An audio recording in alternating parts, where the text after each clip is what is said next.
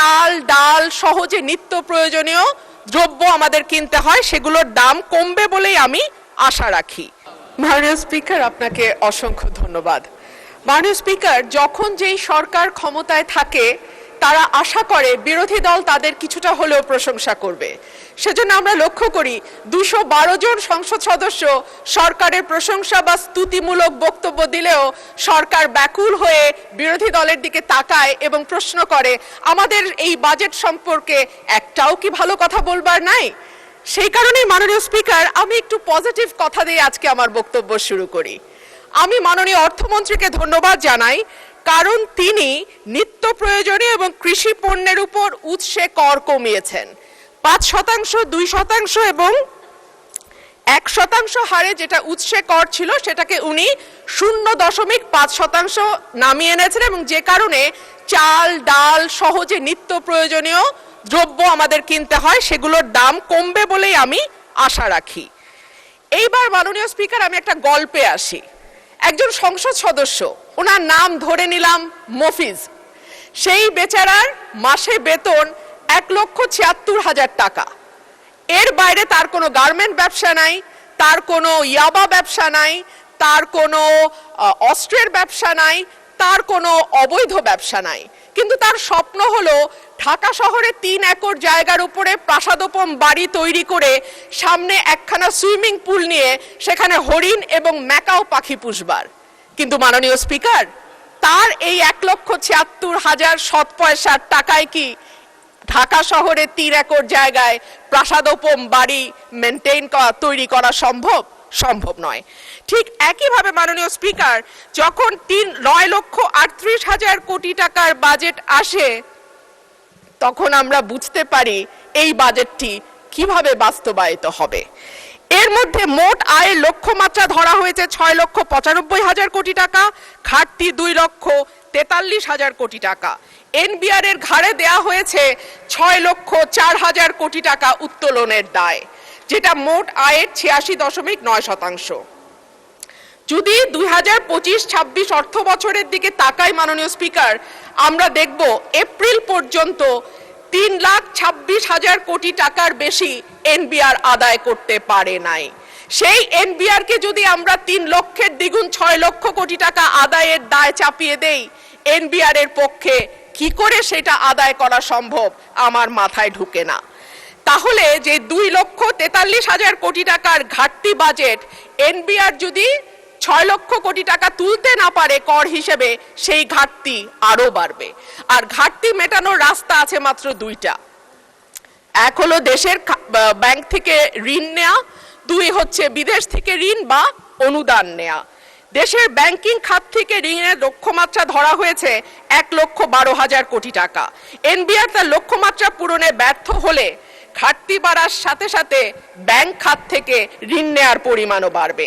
আর সরকার যখন ব্যাংকিং খাত থেকে ঋণ নেয় মাননীয় স্পিকার, যাদের অর্থনীতির ব্যাপারে ন্যূনতম ধারণা আছে তারা সকলেই বুঝতে পারবে যে তখন ব্যক্তি খাতে ঋণের পরিমাণ অটোমেটিক্যালি কমে যায়। 25শে নভেম্বর 2025 প্রথম আলোর খবর বলছে, বিনিয়োগে এতটা মন্দাবস্থা আগে দেখেনি বাংলাদেশ। জ্বালানি সংকট, আর্থিক খাতের দুরবস্থা, উচ্চ সুদ হার, উচ্চ মূল্যস্ফীতির সাথে যুক্ত হওয়া অস্থিরতা ও অনিশ্চয়তা সবকিছুই ভূমিকা রেখেছে। অথচ অর্থনীতি যে গর্তে পড়েছে সেখান থেকে তুলবার জন্য বিনিয়োগ ছাড়া সরকারের হাতে আর কোনো রাস্তা নাই। অর্থমন্ত্রী নিজেও সেটা উপলব্ধি করে বলেছেন, আমরা ঋণ নির্ভর বাজেট থেকে ধীরে ধীরে বিনিয়োগ নির্ভর অর্থনীতির দিকে যেতে চাই। কিন্তু বিনিয়োগের জন্য যে পরিবেশ দরকার তার কতটা বাংলাদেশ এনশিওর করতে পারছে? গ্যাস এবং বিদ্যুতের দুষ্প্রাপ্যতা, আমলাতান্ত্রিক জটিলতা, অবকাঠামোগত দুর্বলতা, ঋণ প্রাপ্তির সমস্যা, ঋণে উচ্চ সুদ পুরো বিষয়টিকে এতটাই জটিল করেছে যে ইজ অফ ডুইং বিজনেস বা ব্যবসা সহজীকরণের যেই তালিকা বিশ্ব ব্যাংক প্রকাশ করে সেখানে 190টা দেশের মধ্যে বাংলাদেশের অবস্থান 168তম। মাননীয় স্পিকার, এটা 2020 সালের পরিসংখ্যান, এরপরে নতুন পরিসংখ্যান পাওয়া যায়নি। যে দেশের সরকারি হিসাবে বেকারের সংখ্যা 26 লাখ আর বেসরকারি হিসাবে সেটা 1.25 কোটির ওপরে, সেই রকম একটা দেশে যদি বিনিয়োগের জন্য পর্যাপ্ত অর্থ না পাওয়া যায় কিংবা বিনিয়োগের অনুকূল পরিবেশ তৈরি না করা যায় তাহলে কি করে নতুন কর্মসংস্থান তৈরি হবে আমি জানি না। সে কারণেই বাংলাদেশের প্রবৃদ্ধিকে জবলেস গ্রোথ হিসেবে চিহ্নিত করা হয়। মাননীয় স্পিকার, বিনিয়োগ যদি আমরা একপাশে সরিয়েও রাখি, ব্যাংক কি বা ঋণ দেবে কোথা থেকে? ঋণ খেলাপিদের এই সংসদে দাঁড়িয়ে বলতে হচ্ছে বাংলাদেশে টোটাল মন্দ ঋণের পরিমাণ 6,44,000 কোটি টাকা। এর সঙ্গে যদি আপনি অবলোপন, পুনঃতফসিল করা এবং মামলার কারণে যে ঋণের টাকাটা আটকে আছে আদালতে, অর্থাৎ পেন্ডিং মামলা হিসাবে যেটা এখনো খাতায় তোলা হয় নাই অ্যামাউন্টটা, সেটা যদি আমরা যোগ করি এই পরিমাণ গিয়ে দাঁড়াবে 11 লক্ষ কোটি টাকা, যেটা মোট ঋণের 59.73%। সুতরাং ব্যাংকগুলো চাইলেও সরকারকে বেশি সহায়তা দিতে পারবে না। এর বাইরে আর থাকে টাকা ছাপানো বা কেন্দ্রীয় ব্যাংক থেকে নেয়া, সেটাকে আমরা হাই পাওয়ার্ড মানি বলি মাননীয় স্পিকার, যেটা নর্মাল টাকার 5 গুণ বেশি শক্তিশালী হিসেবে কাজ করে এবং বাজারে মূল্যস্ফীতিকে অটোমেটিক্যালি উস্কে দেয়। মাননীয় স্পিকার, এবার আসি বিদেশি ঋণের কথায়। বাংলাদেশে বর্তমান সরকারের বৈদেশিক ঋণের স্থিতি $78 বিলিয়ন আর সরকারি বেসরকারি খাতের মিলিত বৈদেশিক ঋণের পরিমাণ $133 বিলিয়ন, যেখানে টোটাল জিডিপির পরিমাণ $510 বিলিয়ন। এইসব দেশি বিদেশি ঋণের সুদ পরিশোধের জন্য বাজেটে রাখা হয়েছে 13.59%, যেখানে স্বাস্থ্য, শিক্ষা, সামাজিক সুরক্ষা এবং খাদ্য এই 4টি খাত মিলে পুরো ব্যয় ধরা হয়েছে 29.74%। বিশ্বব্যাংক বা IMF যদি ঋণ দেয় তবে নিশ্চিতভাবেই শর্ত হবে কঠিন, তবে ঋণের সুদ হার হবে কম এবং লম্বা সময় ধরে পরিশোধের সুযোগ থাকবে। কিন্তু IMF বা বিশ্বব্যাংক যদি লোন না দেয় তাহলে মাননীয় স্পিকার, অন্য দেশ থেকে যেমন চীন থেকে যদি আমরা ঋণ নেই, আমাদের সুদের হার হবে উচ্চ এবং দ্রুত সময়ে পরিশোধের চাপ থাকবে। সুতরাং বাজেট ঘাটতি মেটাতে 1,09,000 কোটি টাকার ওপরে যে বৈদেশিক ঋণ আর 1,12,000 কোটি টাকার দেশীয় ব্যাংক খাত থেকে ঋণের যে লক্ষ্যমাত্রা ধরা হয়েছে সেটা কতটুকু উপযোগী অর্থমন্ত্রী নিশ্চয়ই ভেবে দেখবেন। মাননীয় স্পিকার, উচ্চ মূল্যস্ফীতি, বিনিয়োগের স্থবিরতা, ব্যাংকের তারল্য সংকট, নতুন কর্মসংস্থান তৈরি না হওয়া, জিডিপির প্রবৃদ্ধি 6% থেকে কমতে কমতে 3.49% নেমে আসা কোনোটাই অর্থনীতিতে ভালো বার্তা দেয় না। আমদানি রপ্তানির হিসাব বলে 2025-26 অর্থ বছরের প্রথম 10 মাসে বাণিজ্য ঘাটতি $22.21 বিলিয়ন, অর্থাৎ আমদানি অনেক বেশি কিন্তু রপ্তানি কম। মাননীয় স্পিকার, এখানে আরেকটা সুখবর অবশ্য আছে সরকারের জন্য।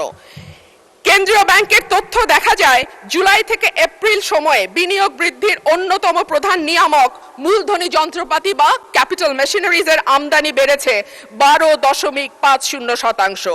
এটি নিঃসন্দেহে বিনিয়োগ বাড়ানোর একটা ভালো ইঙ্গিত। মাননীয় স্পিকার, সরকারি হিসেবে দেশের সার্বিক মূল্যস্ফীতি এখন 10%-এর মতো। করমুক্ত আয় সীমা কিছুটা বাড়িয়ে 3,75,000 টাকা করা হয়েছে। কিন্তু মাননীয় স্পিকার, যেই ব্যক্তির মাসে ইনকাম 32,000 টাকা, তার বৎসরে গিয়ে ইনকাম দাঁড়ায় 3,84,000 টাকা, অর্থাৎ তিনি আয়করের সীমার মধ্যে চলে আসেন। কিন্তু যেই ব্যক্তি 32,000 টাকা মাসে ইনকাম করেন, তাকে কি বাংলাদেশের এই 10% মূল্যস্ফীতির সময় কোনোভাবেই এমনকি মধ্যবিত্তের কাতারেও ফেলা যায়? বর্তমানে গিনি সহগ 4.499, যেটা উচ্চ আয় বৈষম্যকে ইন্ডিকেট করে। মোট সম্পদের 58% মালিকানা 10% মানুষের হাতে এবং শীর্ষ 1% ধনীর হাতে যাচ্ছে 1/4 টোটাল সম্পদ।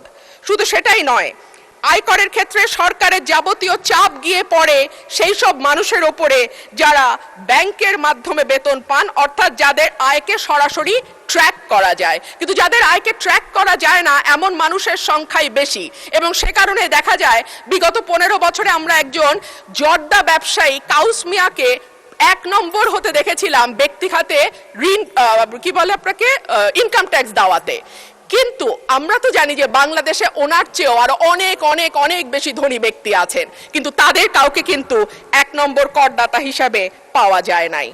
অন্যান্য বারের মতো এবারও বাজেটে আয়কর সহ প্রত্যক্ষ করের হিস্সা 1/3 রাখা হয়েছে, অর্থাৎ বাকি 2/3 পরোক্ষ কর।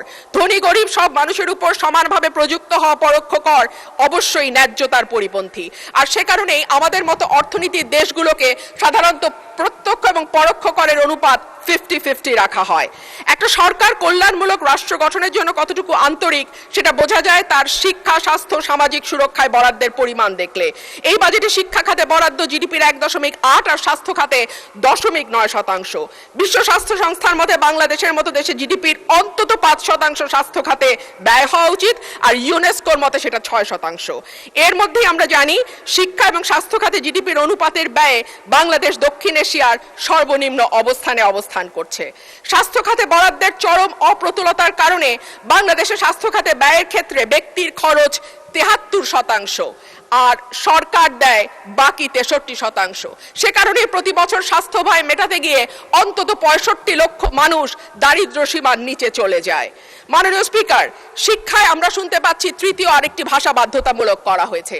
আমি বিনীতভাবে বলবো, তৃতীয় ভাষা বাধ্যতামূলক করবার আগে আমাদের নজর দেওয়া উচিত কেন প্রাথমিক পাশ করা একজন স্টুডেন্ট সঠিকভাবে রিডিং পড়তে পারে না, কেন জিপিএ 5 পাওয়া একজন স্টুডেন্ট শুদ্ধভাবে ইংরেজিতে একটা বাক্য গঠন করতে পারে না।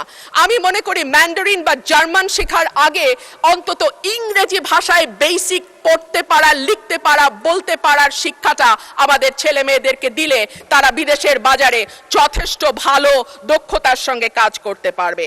মাননীয় স্পিকার, আমি এবার আমার এলাকার কথায় একটু আসি। আমাকে 2 মিনিট বাড়িয়ে দেবেন স্পিকার, কারণ আমি সরকারি দলেরও না, বিরোধী দলেরও না, কোন দলের হুইপ, চিফ হুইপই আমার দায়িত্ব নিতে চান না। মাননীয় স্পিকার, আমি আপনার স্পেশাল ডিসক্রিশনের দিকে তাকিয়ে আছি। মাননীয় স্পিকার, 2 মিনিট আমাকে বাড়িয়ে দেবেন। মাননীয় সদস্য, indeed you are independent, nevertheless you are given the highest amount of time, 12 minutes, no one got it. So far মাননীয় স্পিকার 2 মিনিট বাড়িয়ে দেবেন। 1 মিনিট দেয়া হলো, যেহেতু আমি মাঝখানে ইন্টারভেনশন করেছি। 1 মিনিট। ধন্যবাদ মাননীয় স্পিকার। মাননীয় স্পিকার, আমার এলাকায় 19টি ইউনিয়ন এবং এই 19টি ইউনিয়নে যে কমিউনিটি ক্লিনিকগুলো আছে সেগুলোকে আবার ভালোভাবে সচল করা, CHCP নিশ্চিত করা এবং ওষুধ যাতে নিশ্চিত করা হয়। উপজেলা হাসপাতালগুলোতে মাননীয় স্পিকার, আমি এই সংসদে বলেছিলাম যে হাসপাতাল নিজেই রোগীর আর চিকিৎসা কি করবে। সেই হাসপাতালগুলোর উন্নয়নের জন্য আমি স্বাস্থ্যমন্ত্রীকে অনুরোধ জানাবো তিনি যেন আমার 3টা উপজেলার যে স্বাস্থ্য কেন্দ্রগুলো আছে সেটাতে কিছুটা নজর দেন। রাস্তাঘাটের দুরবস্থার কথা আর কি বলবো মাননীয় স্পিকার, শীতকালে ধুলা আর বর্ষাকালে কাদার চোটে আমার ওরাইল এবং পাকশিমুলের যে ইউনিয়নগুলো আছে সেই ইউনিয়নগুলো রাজাপুর, রানীদিয়া, কাকুরিয়া, ধোবাজাইল, ধামাউড়া কিংবা তেলিকান্দি, জয়দরকান্দি, ফতেপুর, পরমান্দপুর, বড়িছড়া, হরিপুর, সাইটবাড়িয়া অবস্থা নিতান্তই খারাপ। আমাদের মাননীয় মন্ত্রী এখানে উপস্থিত আছেন, আশা করি তিনি এ বিষয়ে সদয় দৃষ্টি দেবেন। ধন্যবাদ। আপনাকে ধন্যবাদ মাননীয় সদস্য।